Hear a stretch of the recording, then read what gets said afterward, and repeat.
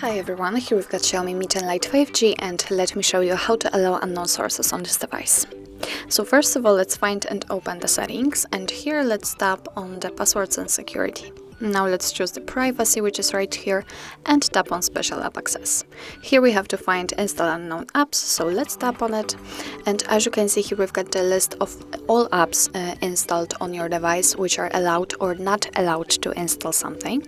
So if you want to allow, for example, maybe Chrome to install something, simply tap on the app and tap on the switcher right here.